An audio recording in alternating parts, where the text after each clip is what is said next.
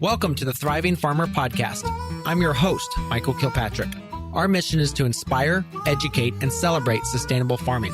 We believe that you can build a profitable, sustainable farm that gives you true farm freedom.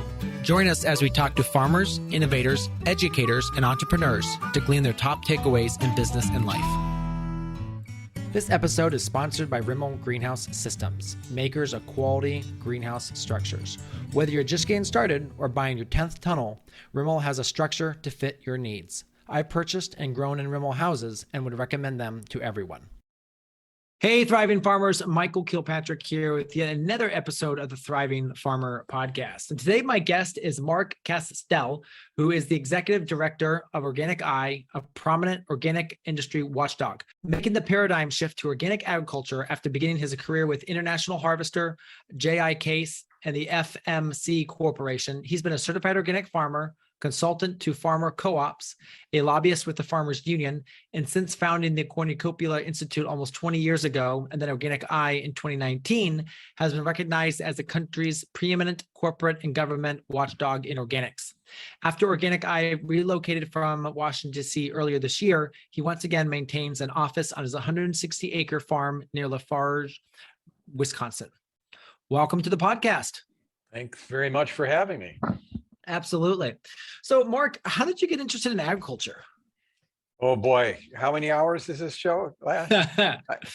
I always thought I actually was a town kid, and grew up in a village north of Chicago, and always thought that I acquired an affinity for farming. In high school, I was studying photography, and my high school sweetheart and I used to drive out to the country, and at that point, about 10 minutes away, I'd hit the first farm field and do architectural photography on barns and other buildings. But when my parents, a number of years ago, moved away from a house to a smaller apartment, they gave me a box of my childhood and baby memorabilia. And in it was a book that I had written and illustrated in probably 6th grade entitled Farming is Good. And it had lots of pictures of red barns, and I loved animals growing up. So I think it dates back to when, and ironically, as you said, I would go to work for an International Harvester when it was, I worked for them when they were headquartered on Michigan Avenue in Chicago, the site of the old McCormick Reaper Works. They sponsored a display at the Museum of Science and Industry, which is an iconic kind of interactive museum. They had baby chicks being hatched and tractors to climb on, and they also sponsored what was called, quote, the farm in the zoo, the Lincoln Park Zoo on the lakefront, which was a free municipal zoo. They milked cows there, they milked goats there, and I think I just loved that concept, and it was more conceptual when I was a kid. And when I was in college, I needed a summer job, and by happenstance went to work for International Harvester. As a high school student, I had sold small sailboats, and I had worked as an apprentice mechanic in an independent shop, and International had advertised for somebody with a sales position with a mechanical aptitude. So I started doing that. Instead of being a summer job, I stayed there. They and J.I. Case ended up at the time had an 80% tuition reimbursement program. They paid for my college at night, and I stayed in the technology end initially. Wow. So share with us, with that, what was your first introduction to organics? Well, a funny thing happened when I worked for these companies, and eventually I owned and operated my own Case IH implement dealership in Michigan. I got sick and virtually disabled, and the physicians felt it was pesticide poisoning. And I was lucky enough to see at the time the nation's preeminent environmental allergist. He was an MD. Then in the 50s, when he suggested that environmental factors might make us sick, was branded a quack. By the time I saw him, he was 80 years old and footnoted in all the literature. And among other treatments, I had a fungal overgrowth. So he put me on a drug, antifungal drug. But he said you should eat all organic food because your immune system's been injured. We want to do everything we can to take the strain off your immune system. And there's few stressors in life that we can control other than our food and water. So you should eat all organic food. So I started eating all organic, gardening organically, then farming organically. It became impossible to sell 400 horsepower four-wheel tractors and chemical sprayers to monocrop producers. And I had wanted to get back to Wisconsin, where we had more diversified farms, more livestock, mostly dairy. I was in a cash grain area of Michigan, big farming. And from happenstance, I was doing consulting after I sold my farm implement business. I was invited in by some of the founding farmer members of the crop cooperative, which is now known as Organic Valley. They were on the verge of bankruptcy, and I did their first market research and some of their corporate name and entity work that came up with Organic Valley. I coordinated. So that was my first professional gig, other than some small scale truck farming in the organic field. Yeah. And with that, what was kind of the changes you started to notice with the farm as you started to implement those techniques and practices? Well, I never farmed conventionally. I worked with conventional farmers. Yeah. But I can tell you that from my own experience, and then since then, working initially with Crop Organic Valley, now has 1,800 members, and working with a lot of farmers around the country that have supported my work over the years as an organic industry watchdog. For folks who do transition, that transition is obviously arduous and challenging, both psychologically and economically, because if you go cold turkey and switch to organics, and I don't know that there's a really great way to slowly transition, but when you stop using agrochemicals and synthetic fertilizers, you don't yet have the benefits. The day you do that, you don't have the benefits of organic management. And so obviously we feed the soil, not the plants. The whole idea is to build up the tilth of the soil. I can tell you from my own experience that the longer you use these management techniques, the healthier the microbial life in your soil, the less problems you're going to have with pests, the less need you'd have for insecticides. And I can tell you in livestock, the less needs you have for antibiotics and other traditional allelopathic modalities. So that phase in is tough, because obviously for certified organic, if you're not certified and you're going to represent your management as organic, you have to be a minimum of 3 years from using toxic chemicals. And I was certified actually before the USDA was involved in the late 80s and early 90s. And that was the standard then. So you switch to organic management, but you don't that day start getting the premium prices that organic farmers get. Now, back in the 80s, I used to go out of my way to buy produce that was labeled, quote, transitional, because I knew that somebody today might label that no spray. And I knew that was a farmer making the effort. And not only would it be safer, but I want to make sure I'm supporting those farmers. So I wouldn't be embarrassed if you're a grower stating that you're in the transitional process. Hopefully people will want to support your work. But during that transitional period, you might be really challenged by pests or weeds and not have the same tools you've been used to. So psychologically, sometimes that's really hard, especially for multiple generational agriculturalists that have other family members or neighbors looking over their shoulders, scolding them. And then it's hard again financially, because sometimes your costs might go up. It might be more labor intensive, and but you're not getting those premiums. But the rewards will come, and psychologically, I think the rewards are really big to steward God's creation without poisoning it. Joan Goodall once said, "Who would have thought it would be logical to poison all over the earth and poison all over the food we're going to eat?" So I can't think of a more important occupation in our society than growing food. It's something that gave me tremendous amount of pride.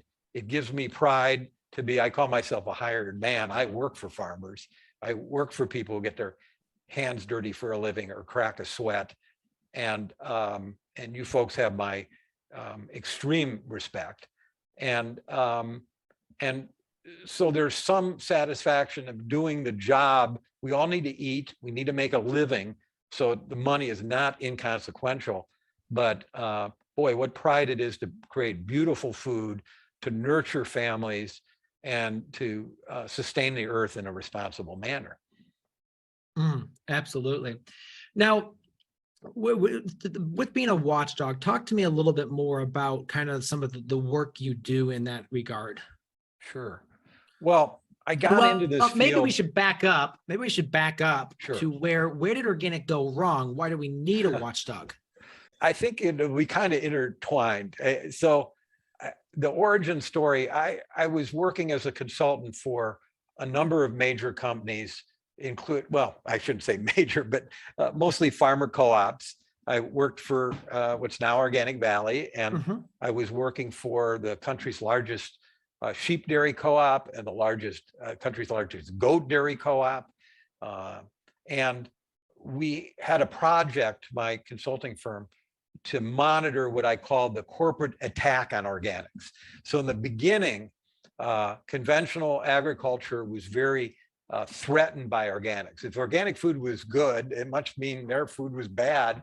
And so they were funding there were a lot of kind of extreme right-wing conservative think tanks that were being funded by the chemical fertilizer lobbies, the agrochemical lobbies, the biotechnology companies. One prominent one was the Hudson Institute, Dennis and his son Alex Avery. And they suggested organic food was dangerous. With more pathogenic contamination, that it was a fraud. It wasn't any more nutritious, wasn't any more flavorful. And so we were addressing that for companies like Stonyfield and Organic Valley. And funny thing happened right at that juncture. There was quite a controversy on the National Organic Standards Board, the advisory panel, and at USDA. For a number of years, some large concentrated animal feeding operations, CAFOs or factory farms, were producing, quote, organic milk. And these had thousands of cows each, up to 4,000 to 10,000 cows. Some of them were split operations with organic and conventional on the same dairy, in confinement in buildings or in feedlots 100% of the time.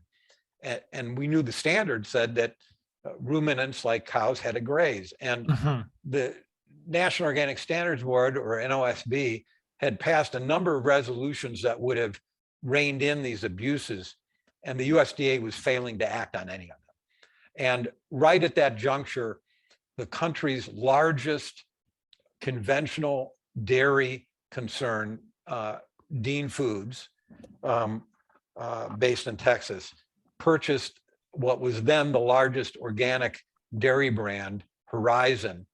And Horizon was depending on these factory dairies. The principals that had founded Horizon formed Aurora Organic Dairy to make more organic milk, quote, more affordable.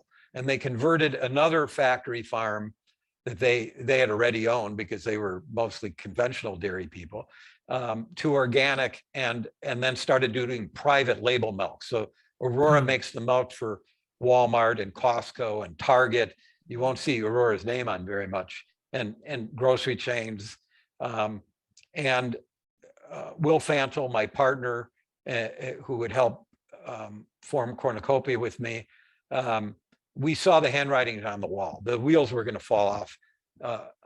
This vehicle that we all founded and nurtured with love, in part to facilitate economic justice for family farmers, was being converted to industrial agriculture right before our eyes. So we started this watchdog work, concentrating on organic dairy. It then became very obvious quickly that livestock factories were producing eggs and meat and other products. In feed grains, we were seeing the vast majority being imported from countries like China or former Soviet bloc states with an endemic history of commercial fraud, counterfeit name brand goods, or pirated international property or intellectual property. Why would we trust them with our organic food for our children? And so we ramped up. We hired lots of scientists and lawyers, and in terms of produce, which I know a lot of your people are engaged in, and you are, we've seen a proliferation of hydroponic production in this country. And we can debate the merits of hydroponics in general, but in labeling hydroponic organic, which is illegal in the EU, it's illegal in Canada, it's illegal in Mexico. We're importing hydroponics from Holland and Canada, which can't be legally sold as organic in those countries. We're importing them here. And if you go back to that adage, feed the soil, not the plant, how do you do that when all the plant's nutrition comes from liquid fertilizer solutions, almost exclusively made from conventional components? So for instance, hydrolyzed or a conventional soy protein is the major nitrogen source for these outfits. And the law that governs organic production, the Organic Foods Production Act, and the regulations clearly state that before you initially become certified, you must demonstrate in your organic systems plan, the blueprint for how you're going to farm. You must demonstrate to your certifier how you're going to, quote, maintain or improve soil fertility. So Michael, I ask you, how do you maintain or improve soil fertility without soil? Yeah. I mean, and what it comes down to is organic farming is supposed to close the loop as much as possible. And if you're buying in all your inputs, there's no way of closing that loop. Right. Absolutely. Right. There's no inputs produced on those, quote, farms. These are multiple football field size greenhouses. The products are grown in plastic instead of soil. Many of them, and they use euphemisms, controlled environment agriculture or container growing.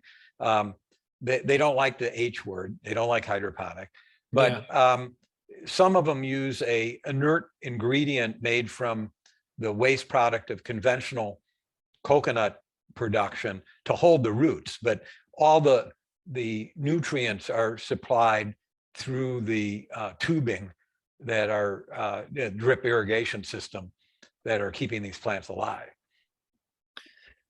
Now, with this these systems, you know, and I think you also mentioned on the fraud there too, and with the fraud aspect, we also saw a case hit the news, and then it just came back up again because I think the guy was going to get sentenced and he actually committed suicide. But it was a massive fraud with grain in the Midwest. Right. I was actually involved in that investigation with the Justice Department a little bit. And yes, the gentleman was actually convicted and then committed suicide. And the sad part about that was, I think, about $140 million. It was a noticeable part of the market in the years he was selling that. There was just another indictment in about the $40 million range. These were domestic. I initially was talking about the international fraud. And The problem is, and we're really advocating for some pretty radical changes in how certification and inspection takes place, because the bottom line is the USDA and their certifiers are not catching any of these folks through the normal inspection process. Yeah. They're generally being caught when somebody just came to me from an operation that was buying organic inputs and suspected fraud, and they were able to conclude that it was fraud. So that it's employees or former employees ratting on their employers. Sometimes former spouses ratting on their husband, competitors. One of the things I like to say is, at OrganicEye, we will not stand for ethical organic farmers and business participants being placed at a competitive disadvantage because they're honest. And so we really encourage people to step forward. It's not fair to the people who have to compete with them. It's not fair, most importantly, to all of our customers who pay a premium to eat organic food because they believe in it. They believe in you. And then they're being taken advantage of. So I used to like to say that the fraud was minor. It's really hard to quantify it now. But I can tell you that I talk in my speeches sometimes about 2 organic labels. And all the times I've been doing this, I have virtually found no fraud in locally marketed organics. People who market through a CSA, people who market at the farmer's market, who look their customers in the eye. They're generally people who take pride in their workmanship.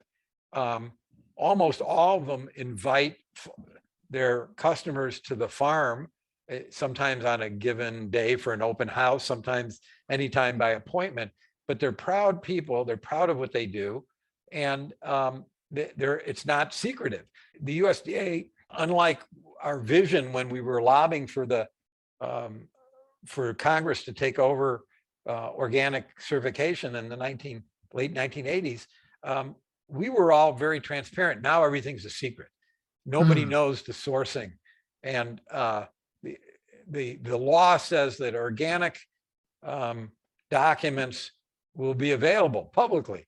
Well, the USDA has interpreted it to organic document, the certificate that says your organic will be public, nothing else. So, Michael, how much is a trade secret on your farm? How many acres you have? Is that a trade secret?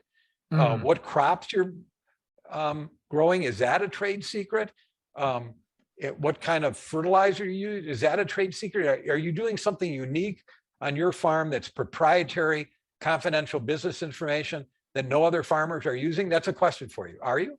No, I mean, like, the trade secret to me is the systems and processes in place which allow me to run my farm well. It's not the varieties. It's not the fertilizers. It's not the the inputs. It's again, and it's the marketing too. I think obviously our marketing mix is pretty unique, but I mean, we're an open book. I mean, the fertilizer sits in the shed. You can come look at it.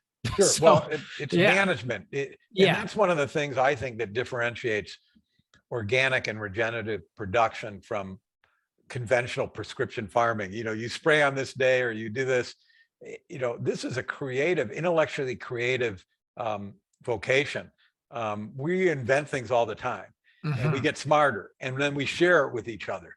But I will tell you that there's not much new under the sun in terms of farming. The kind of tractor you use, the inputs you use, the seeds you use, they're pretty common. And but the USDA is deciding it's all a secret. Now, I can tell you that I have some member donors that grow specialty crops in Hawaii. If you're one of only a few US growers of, let's say, macadamia nuts, then how many acres you're growing might be valuable for your competitors to know. And any kind of material like that can be protected under the Freedom of Information Act But I think the default should be, we should all be transparent, 100% open. And then if a farmer is doing something unique and it has an invention that no one else has, they should be able to protect that. But, generally these giant CAFOs, I've been able to find out, not like the average dairy farmer in the United States that has, last time we did a poll, 1 cow per acre of pasture, but 5 or 10 cows per acre. The only way I was able to find that out, Michael, is not from their organic documents, but all the CAFOs are regulated by state government for manure management or nutrient management plans, et cetera. And they've had to file those, and that's where I've gotten that data. Not because the organic process is so transparent. There's no downside in terms of the marketplace to know that this outfit has 4,500 cows and not very much pasture, but it's an embarrassment to them, and they want to protect that. Mm-hmm. Yeah. And I think the thing you talked about is like there's 8 organic CAFOs in Texas. And how many cows is between the lot of those? I never added that up, but they're generally between I think 1,500 and 4,500 milking cows. They might have twice the number of cattle they're managing. And I'm just thinking off the top of my head, actually, one of the dairies down there called Natural Prairie has 3 milking facilities and I think well over 10,000 cows now. But those less than 10 dairies, I don't call them farms, produce, the last time I did the calculation, about 1.5 times more milk than 453 family scale dairies in the state of Wisconsin. 1.5 times. And so that's not what people are paying a premium for. These cows out in the desert live short, stressed lives, just like on conventional dairies. They're pushed for high production. In the dairy business, we say they get burned out. It's not unusual that the average life on a CAFO for a cow is 1.5 lactations, 1.5 years old after they start milking them. They either get sick, usually with mastitis, and instead of taking the time and energy to try to cure them, they just ship them to the hamburger plant, or they are in such poor general health that the term we use is they fail to breed back. And just like I'm looking at the picture of your beautiful little boy on your Zoom photo, just like our moms and human moms, you don't give milk unless you have a baby, and in this case, a calf. So through the brilliance of the evolutionary process, is designed that sick animals and sick plants don't reproduce. So these animals are in such poor general health that they can't, they aren't successful at breeding, and then they're sent to the hamburger plant. So these giant CAFOs have to have a steady stream of replacement animals, or they just go out of business. And so consumers think they're paying for a different kind of environmental ethic, a more humane animal husbandry model. And Michael, they think they're supporting economic justice for family farmers when they find out that the people milking the cows are too often exploited, very hardworking immigrant laborers, in many cases literally living in trailers, baking in the desert sun. That doesn't seem right. It doesn't seem organic.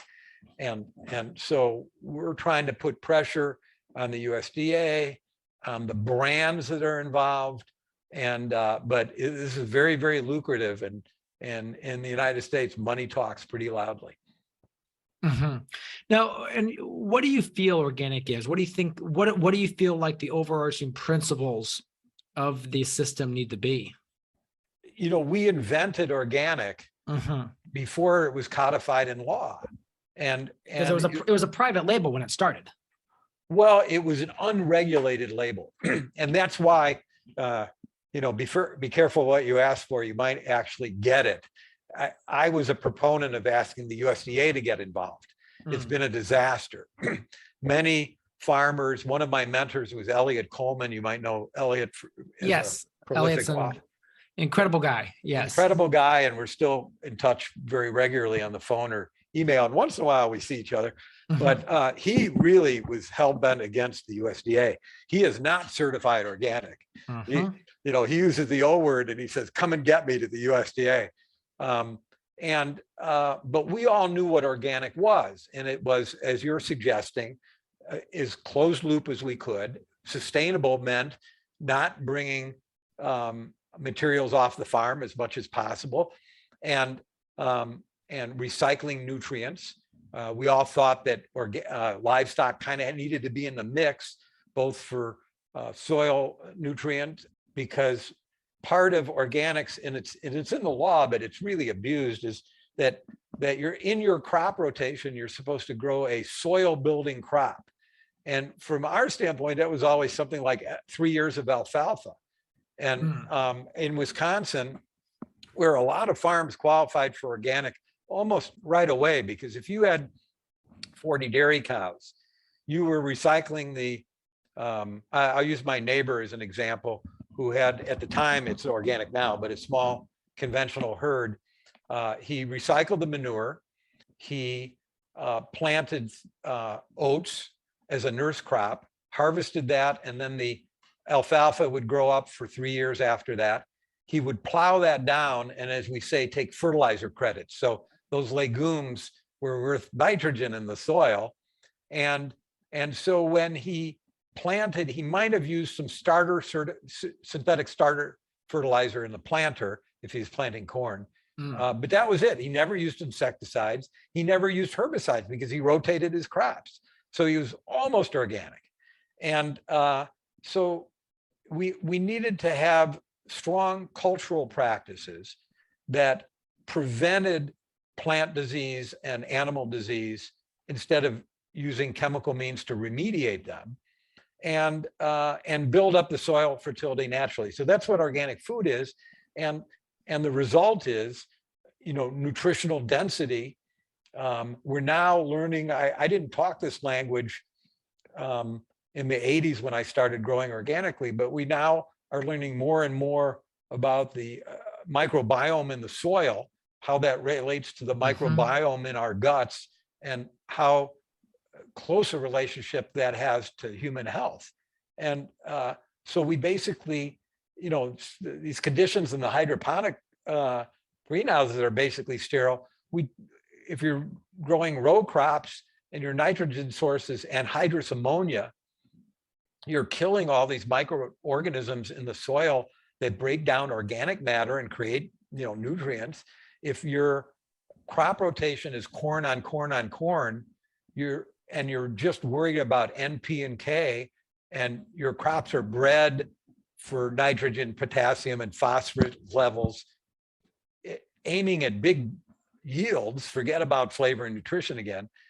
If that's your crop rotation, you're quickly going to deplete the micronutrients, the boron, the manganese, chromium, all these things, not to mention killing this microbial soil life, which is, fundamental to all life. And so that's what organic farming is about. It's about farming in consort with nature rather than trying to dominate it.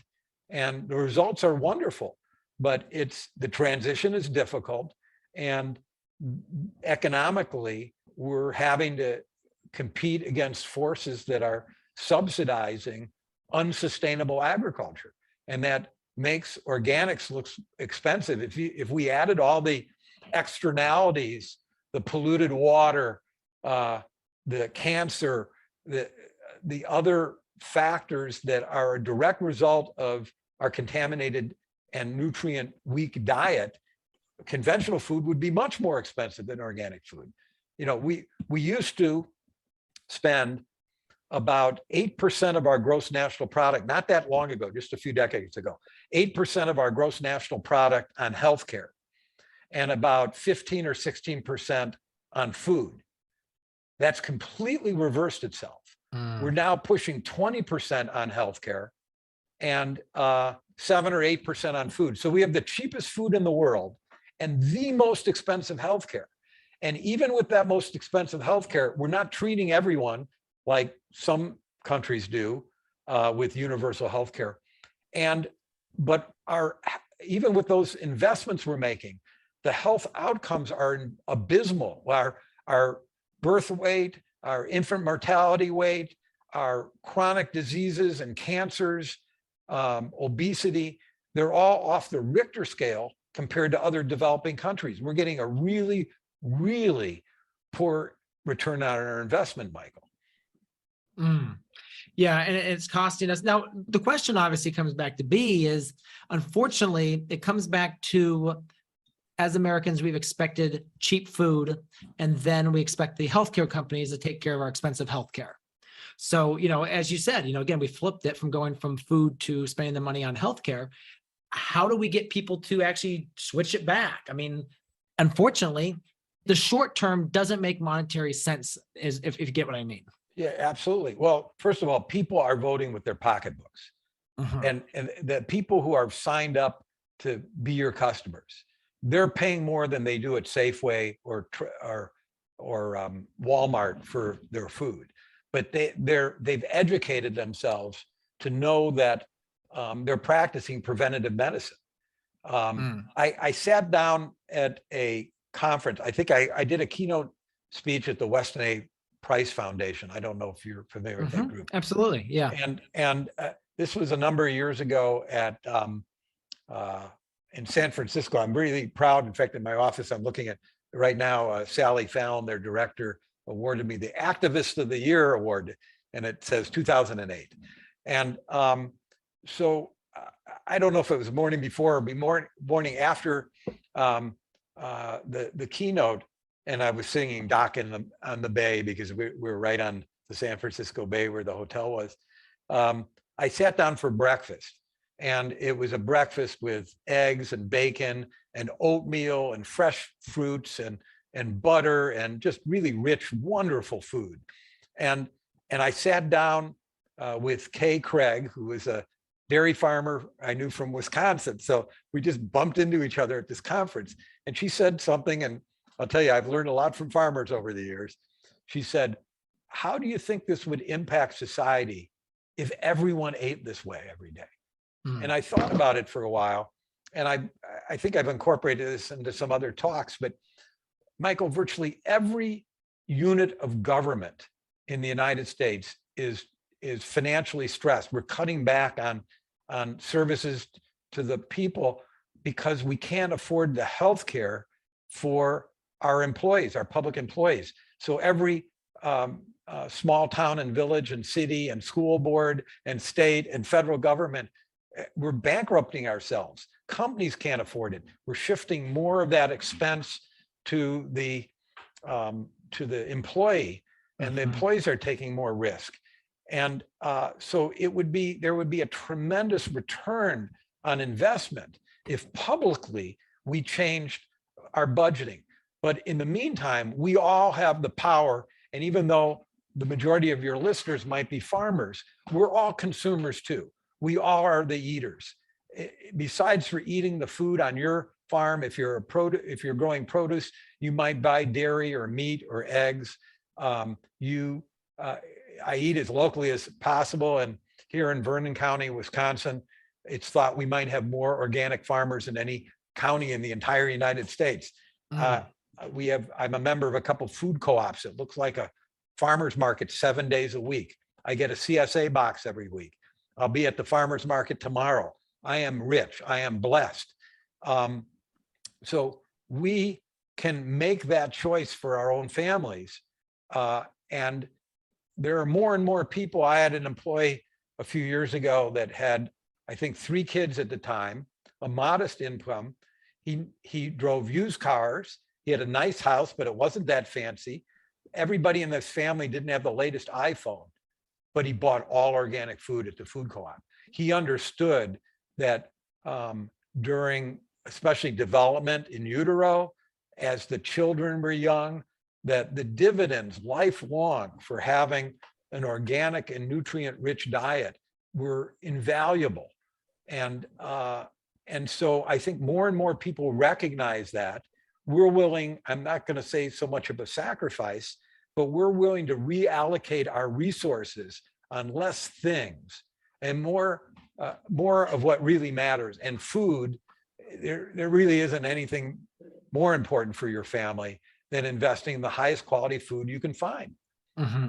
You know, and I think that is a personal choice you have to make, because I mean, that's our families. We make a personal choice. And again, we don't spend a lot on other things, but food is the number one expense in our house, besides our mortgage, because we're paying for a farm. But hopefully it'll pay off in the long run, your mortgage too, for you and other people eating your food. Yes. Yeah. But I mean, I think the biggest, so like, obviously we can't force every family to, you know, not go to the Dairy Queen or not go to the Arby's, and to buy organic food.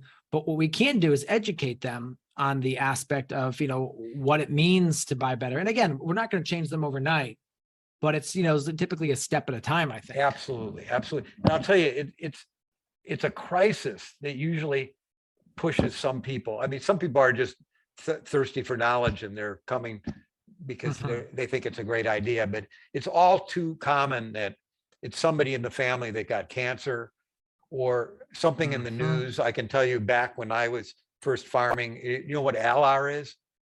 No, I'm sorry. You might not even been born yet, but back in the 70s, I think there was the ALAR scare. It made 60 Minutes. It was a growth retardant that they were spraying on apples that was found to be carcinogenic. And almost overnight, you couldn't find organic produce. And then all the grocery stores wanted organic produce. So every time there's a new problem with some way they're producing our food, more and more people have this aha wake up moment. But I can tell you, one of the most satisfying parts about doing my job is learning from farmers, as I said. And I ask the question all the time, and you asked it in a way to me, but I ask people, why did you first switch to organics? And I'll just share two quick stories with you. Ray, and these are both founders of the Crop Cooperative. They were both dairy farmers. And Crop Organic Value originally started as a vegetable co-op, but 7 of their vegetable growers who used to grow tobacco, so it was a similar labor and machinery practice. So that's why we were switching over in this region on the west coast of Wisconsin, hilly kind of the Appalachian of the Midwest. They said, well, why can't we do anything with our cheese? And that's been the driver at OV ever since. But I asked Ray Haas why he became organic. Ray was a very mild-mannered man. I was on his farm on the ridge overlooking the Mississippi. I'll tell you, he'd been organic for many years before there was a premium market. His rows of corn were as clean as a whistle. There wasn't a weed out there. It was just a beautiful farm. And he said, Mark, one day, one of my adult children who was farming with me got sick from handling material on the farm. And he came in at lunch and he banged his fist on the table and he said, God dang it, to his wife, we're going to quit farming with chemicals, or we're going to quit farming. And I think Ray was the 3rd generation on that farm. He was never intending to quit, but he taught himself how to be a master farmer. And then there was Bill Welsh, who was a good friend and on my board of directors for many years. Bill was a livestock producer, hogs and chickens and beef cattle. And one day before he was organic, his cows started all getting sick, really sick. And then they started dying. And the most traumatic thing was one of his sons was getting married. He had to leave the farm and all his neighbors came to help him. It's hard for me to tell this story, Michael, because I know the emotion involved for that family. And so they got the University of Minnesota.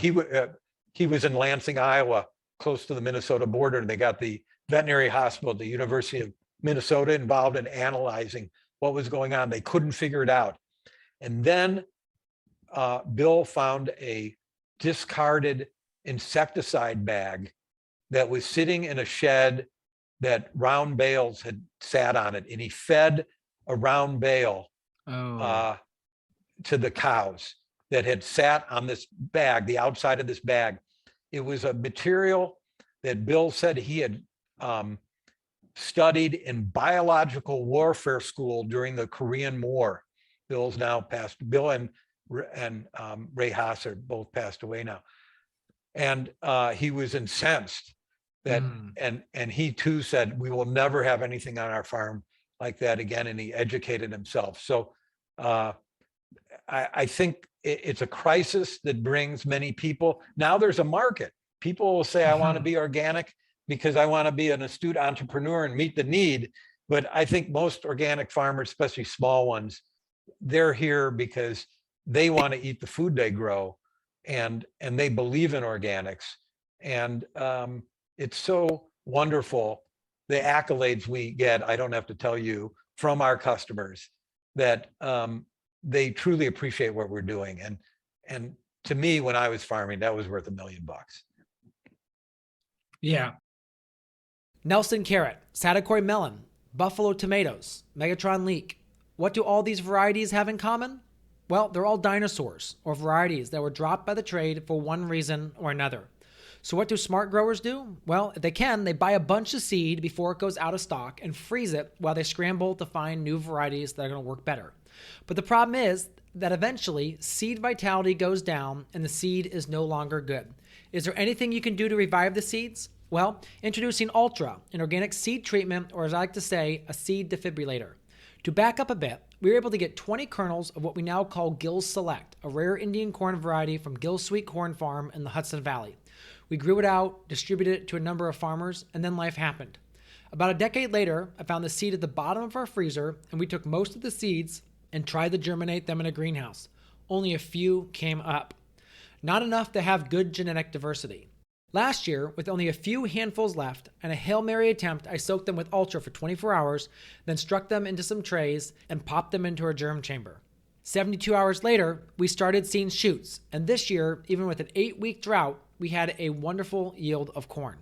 We sold some and kept back most of it for future seed stock. I'm confident that we wouldn't have been able to continue this lost variety without Ultra. Here's the best news yet. AgriGrow has agreed to offer a 10% discount to all Thriving Farmer listeners. Simply use the coupon code THRIVE when you check out. Again, that is THRIVE for a 10% off discount on your first order. Go to smallfarm.solutions for more information. Well, I think a lot of the times farmers face the struggle of just keeping up. And I think that has been perpetuated by a USDA and a government which is trying to push cheap food, because cheap food is an easy way to keep people complacent and compliant. And so that farmers are trying to just keep up. So when farmers are just trying to keep up, they don't have time or effort or energy to start looking at what's actually going on. They're just trying to make the ends meet. When farmers actually have the time and the few that actually take a step back and say, wait a minute, what's actually going on? And they start to see the light, then they can start making those decisions. And I think that happened back in the day, but now that there's a price increase, I think that's where we're seeing this aspect of the, I don't know if you, the just watering down, I want to keep it a family friendly podcast, but of the systems of what organic used to be. And, that's where we're getting into these giant CAFOs, which, are still polluting the water systems. Yeah, well, it's not organic. And yeah. And we have a cheap food policy in this country. Mm-hmm. And one of the things it's done is create more disposable income from the average worker, so they can buy more things from China or wherever they're built. So this is a redistribution of wealth. I hate to say it, but farmers on food stamps is not an oxymoron. You folks qualify for SNAP and qualify for subsidized health care and qualify for other federal and state support programs, and take advantage of them because you're being taken advantage of. But a lot of working people, they don't have time either. They've kind of broken the union, so to speak, that between working 40 plus hours and both spouses having to work to make ends meet. It's not optional for middle-class families. It's never been for many working families. And that's if you have one job apiece. A lot of people have more than one job. Mm-hmm. And so we have a rat race going on here. So I really encourage growers out there to take care of themselves, both personally and professionally. And one thing I'd recommend, I did it all the time when I was farming, and I've been lucky enough to attend these conferences and make speeches around the country, whether it's PASA in Pennsylvania or Eco Farm in California, or the Moses conference in Wisconsin, which is the biggest in the country.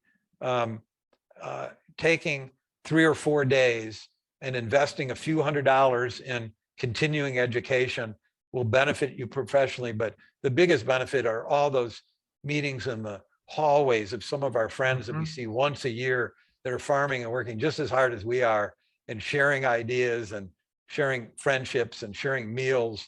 And if you're not doing that now, and most of them are during meeting season, which is usually January, February, March. And it's not like many of us aren't still busy then, but make it a point to get away when you can, because burnout is a problem for farmers.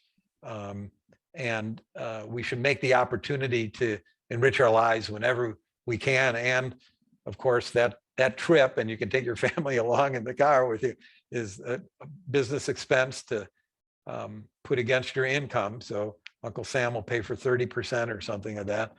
And so really invest in yourselves and take care of yourselves.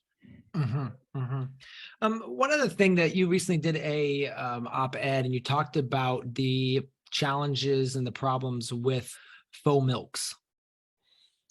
Yeah, I was responding to something that was published stating that the complaints the dairy industry had about labeling plant-based beverages, quote, milk, soy milk or almond milk, was just a bunch of phooey, and that they should just give it up. And I really, we're neutral at OrganicEye in terms of people's dietary choices, whether they're vegans and whether they're vegans for ethical reasons, or they perceive a health benefit, or they're vegetarians, or they eat raw food. We think everyone should have the safest, nutritionally superior food, and authentic, not fraudulent. And but in terms of these plant-based beverages, calling them milk, none of them have the protein levels that milk have. So they're not equivalent. Some of them have no protein. In terms of other nutrients, many of them are supplied by synthetic supplements or other mined materials, gypsum, and for calcium. And so the concern is that there's a kind of an orgy of investment money going into these dairy analogs and fake meat analogs, and trying to culture dairy and meat in laboratories in sterile environments. And so if the marketing juggernaut is convincing eaters that these products are nutritionally equivalent to milk or nutritionally equivalent to meat, they're doing a grave disservice. And that's not to say that if you're lactose intolerant, you should be drinking milk. You should find really healthy alternatives. Some of these things have as much sugar in them as Mountain Dew or a Snickers bar. But there are moms out there buying them for kids because they think they're healthier than drinking milk. And this isn't all that surprising. The medical fraternity for a long time suggested that margarine was safer than butter, and skim milk was healthier than full fat milk. And that's now challenged in the medical literature.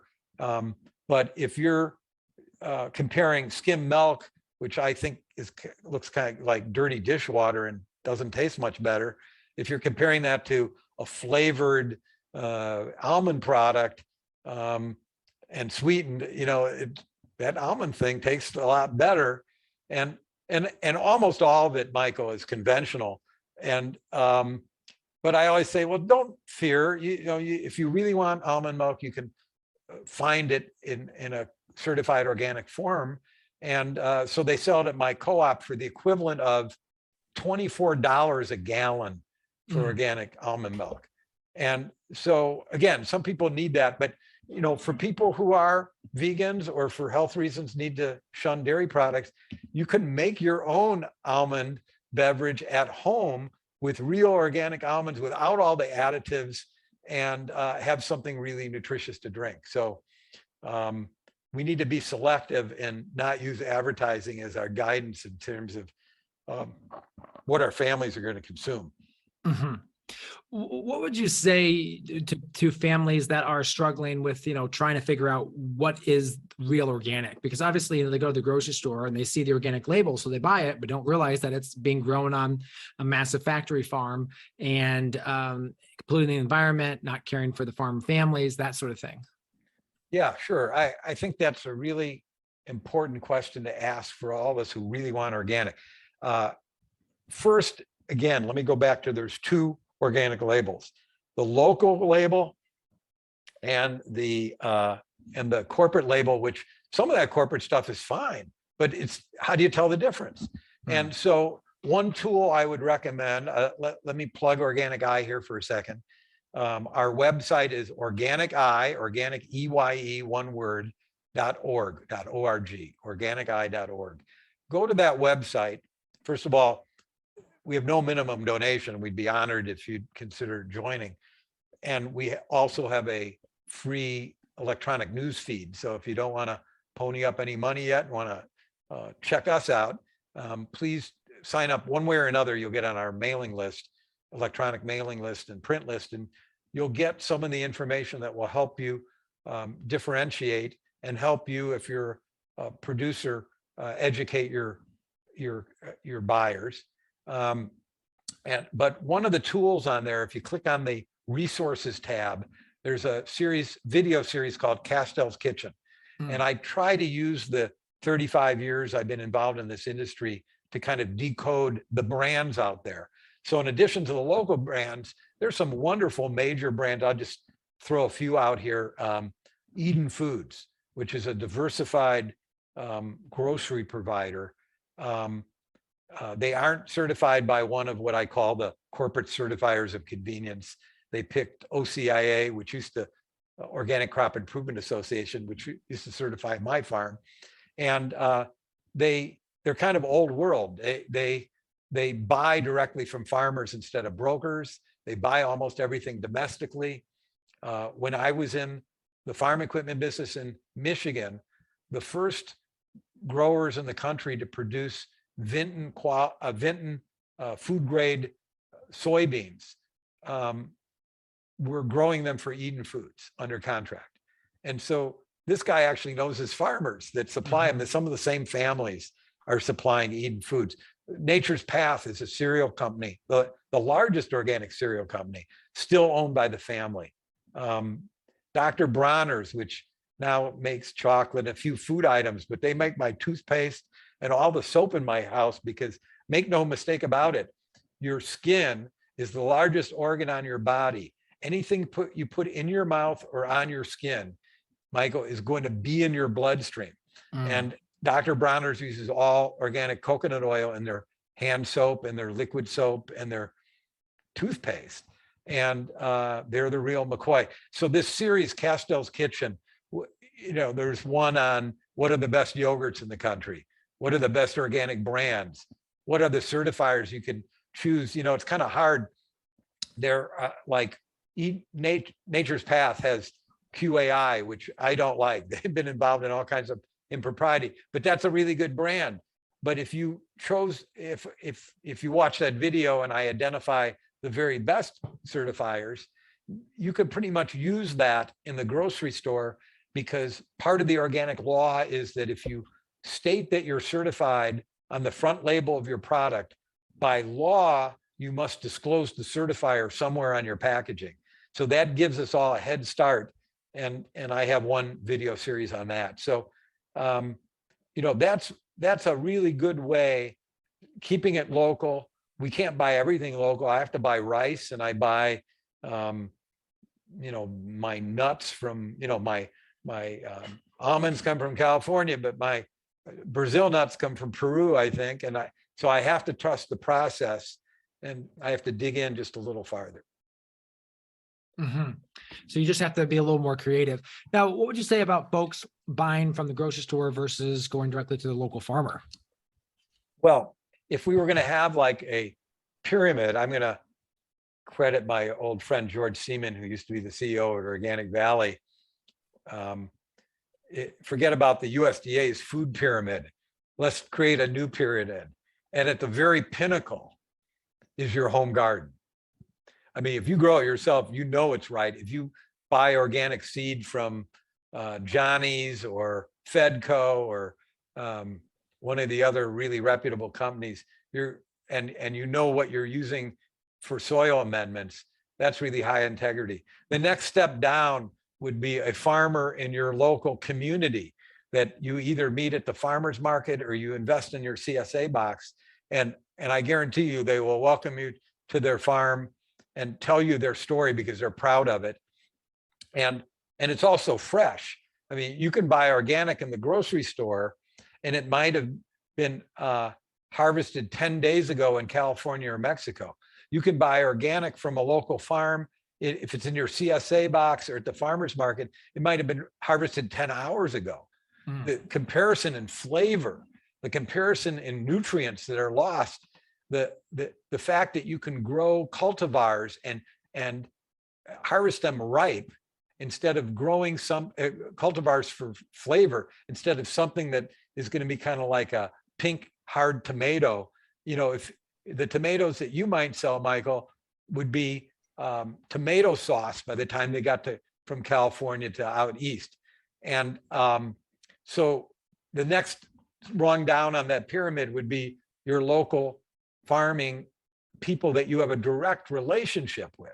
And then one step down might be the food co-op or your local independent natural food grocery store that deal with the local farmers. So you might not know the farmers, but they do.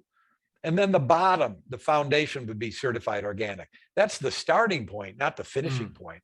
It's not enough to just look for organic and buy Grimway carrots that have the brand name Bunny Love or Cal Organics on it, where they have 30 to 50,000 acres of production.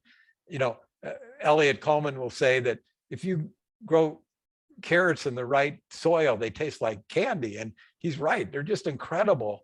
And the soil in California, it's just not the same as out here. Mm-hmm. Yeah. And I think, you know, the aspect of looking at that pyramid that way is it really kind of flips on its head the organic aspect, because again, that California organic really is not doing anything different than just using chicken manure versus, you know, the 2020. Well, I'll argue with you for a second, Michael. If I can't get local carrots, I buy California carrots. Yeah. Because I think especially the bigger outfits in vegetables, they are certified. I have not found evidence of them using illegal chemicals. You know, that's a rare violation. There are other violations we find. Yeah. In other words, the outright fraud is usually an anonymous, not branded products. And so at a minimum, I might not get the nutrition. I might not get the same flavor, but I'm not getting the toxic load. And so I'm getting something. And if there's one thing that you and I and your listeners do when we choose organic, if we don't do anything else, forget about the environment, forget about health, we're caring for the people who grow our food. Those immigrant laborers that are involved in agriculture in California, if they're on a conventional farm, there are chemical residues on the food, there are chemical residues in the soil. They might, you know, I got aerial sprayed once. And so if we're doing nothing else, we're creating a safer environment for them and their families that all too can commonly live contingency. I can't say the word. Right next to the farm, next to the field, contiguously. Thank you. And these children have higher levels of asthma and all kinds of childhood problems. But if you and I choose organic and it's in the winter and we can't get the local produce, at least we're protecting those workers. And that's something. Mm-hmm. Something so So when you're looking at the organic brand and the certified organic aspect, the worst is typically the animal operations. That's where the real violations are happening. The second would be the folks that are hydroponic that are masquerading as organic. And some of the better ones would be some of the large scale veg that's happening around the world. Well, there are different problems. So in animal agriculture, either they're being managed in an inhumane manner that we know that grazing animals adds omega-3 fatty acids to the meat and milk, and we're getting cheated out of those. And the cows aren't living a happy, as my friend Joel Salatin would say, a happy cow life. But also the feed, if the feed is fraudulent, we talked about the fraud here from Randy Constant. It was the guy you were referencing that committed suicide. All that bogus, the commodities, the corn and the soy, those were fed to chickens producing meat or eggs or cows. And so we were getting cheated there too. And obviously hydroponic, we're being cheated out of all that magic in the soil that becomes in our food. So I think there are lots of things to be concerned with, but focus on local production. Apples, I don't know any, most of the apples come from Washington State. It's, I think, the largest in dollar volume export crop we have in organics. And so, we're competing with these big corporate agribusinesses growing apples in the Midwest. They might have 50 acres of organic apples surrounded by 500 acres of conventional. It's a lot easier for them to deal with pest control when their organic is in an island in between, surrounded by chemicals. And they're obviously, for certification, there's supposed to be a buffer. So I don't know that it's drifting on them. It's certainly a risk, but so I stock up on local apples. I have some trees on my farm. I fill up the bottom of my refrigerator, but when I run out, I buy apples from Washington or Argentina, depending on the season. I've got to trust it. And that's why it's worth fighting to protect the organic label, because whether it's the rice or millet or quinoa that go with my wonderful local vegetables, or the fruits and vegetables in the winter, I need to know that there's some integrity in the system. Mark, we're wrapping up here. What would you say, when you were a farmer, as a farmer now, what would you say your favorite farming tool is? I really liked what would be called appropriate technology. So I had an Italian walking tractor, and although I had a tractor and I also hired custom work with larger equipment, I really liked that diesel tiller. I didn't have any other attachments, but you can put it had a PTO on it. Is that a Goldoni? No, but that's a great brand. The old brand that they marketed under in the United States was called Mainline. I don't know if they're still in business, but it has a same engine as the Goldoni. And SEP was the name of the company that made it. There were a number of walking tractor manufacturers in Italy, but I also used a Real wheel hoe that was made in Switzerland, and so I planted either in the spacing for my larger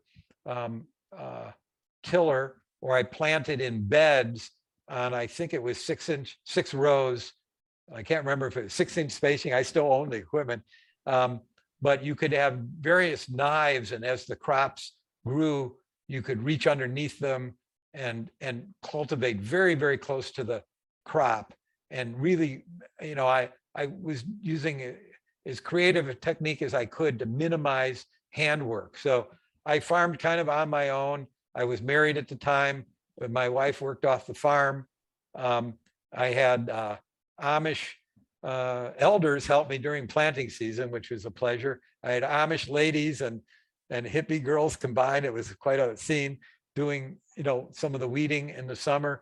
And then I had Hmong, so Asian refugees that came here after the Vietnam War with an agrarian background, families helping me during harvest. So I really liked, who doesn't hate weeds, minimizing handwork. And so I really like those tools. And if you read Elliot Coleman's work, he touts many of those, and I know they're available and I don't know if Peaceful Valley is still in business, but they're still in the Johnny's seed catalog in their equipment section. Very cool. Is there anything we should have mentioned we didn't? Well, do you have 5 or 6 more hours? Yeah. No, someday let's jam on guerrilla marketing, because I would say that the takeaway here is we don't sell food. We all sell the story behind the food. Mm-hmm. And that's our competitive advantage. We have a story that people are hungry for. Mm-hmm. We need to protect the authenticity and make sure we do it right. We need to, I would encourage, there's a link on our webpage at organiceye.com to report improprieties confidentially. We own the organic label. Don't let anybody hijack it. And so when it comes to marketing, I've done a guerrilla marketing workshop at a lot of these conferences. If I do a keynote, I do these workshops too. And so we have some advantages in our marketing approach that the big boys can't touch. And so let's figure out how to exploit those so that people can end up with a heart connection with what we're doing and be customers for life. Mm-hmm, mm-hmm. Yeah, we this spring kind of launched our own label called 100% Kids Safe. I believe that's the one we kind of came up with. And it came down to our aspect of looking at the organic label and just seeing the lack of transparency there. Because looking at what we're looking at with that is obviously it's the chemicals, but it's also making sure that the farm is appropriate scale for kids. Again, if you look at these massive farms, it's these massive tractors. Not that there's anything inherently wrong with tractors, but I think it's a conversation we need to have is what is safe for families as well, and safe for us. I think that the mental aspect too is so many farms get burnt out, and we want to protect against that too. Absolutely. Well, Michael, you're doing important work. We're all smarter together, and I like to say knowledge is power. So keep sharing, keep bringing really intelligent farmers on your show to share. And I must say, when I started farming, and since then, this is a unique industry where people are really willing to support each other, share what we've learned, and progress together. Yeah, absolutely. Well, Mark, thank you for your time today. Appreciate you coming on, and we'll bring you back to talk about marketing at some point. It's been my pleasure. Good luck to you. Thank you. This episode is sponsored by Rimmel Greenhouse Systems, makers of quality greenhouse structures. Whether you're just getting started or buying your 10th tunnel, Rimmel has a structure to fit your needs. I've purchased and grown in Rimmel houses and would recommend them to everyone. So there you have it, another episode in the books. So I'd love if you would hop on over to iTunes and leave us a rating and a review. Those mean everything to us. We love to hear what you're thinking. If you have a podcast guest that you can recommend, please pop on over to the Thriving Farmer Podcast website and leave us a review. That's thrivingfarmerpodcast.com.